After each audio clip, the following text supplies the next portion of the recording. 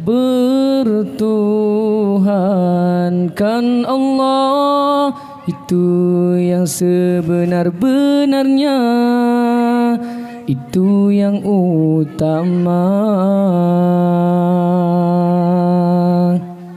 Ramai manusia yang hidup di dunia ini, berbagai cara dan gaya yang tersendiri.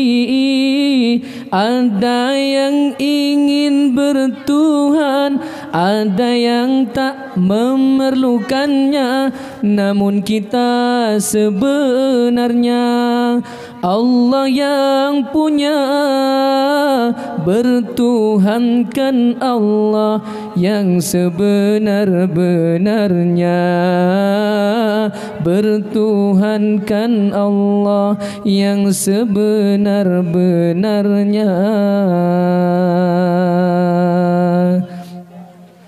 Kita ini manusia, tak lepas dari salahnya, tapi hendaklah sentiasa kembali kepadanya. Tuhan itu pengasih, Tuhan itu penyayang, Dia Maha Pengampun segala dosa. Bermohonlah ampun dari segala dosa, bermohonlah ampun dari segala dosa. Allah itu Tuhan kita, wajiblah disembah. Rezeki kita di dunia Dia tentukannya. Allah itu Tuhan kita, wajiblah disembah. Rezeki kita di dunia Dia tentukannya. Berimanlah kepadanya, patuhilah suruhannya.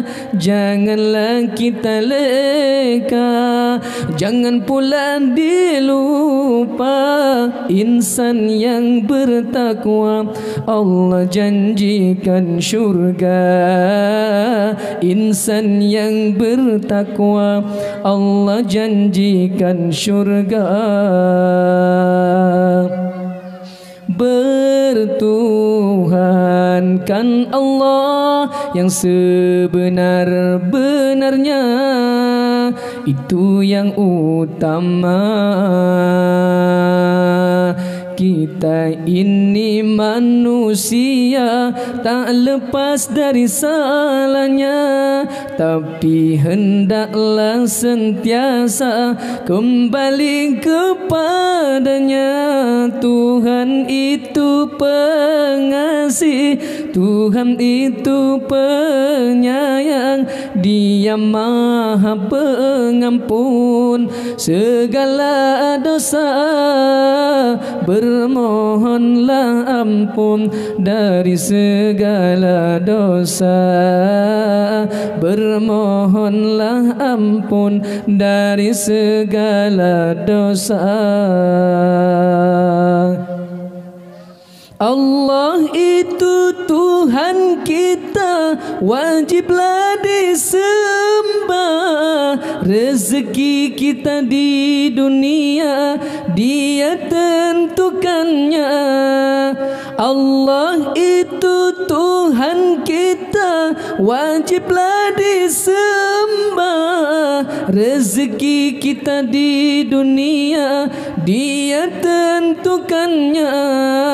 Berimanlah kepadanya, patuhilah suruhannya, janganlah kita leka, jangan pula dilupa insan yang bertakwa.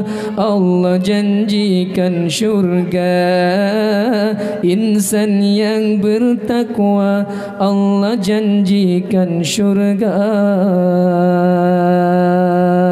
Bertuhankan Allah yang sebenar-benarnya, itu yang utama.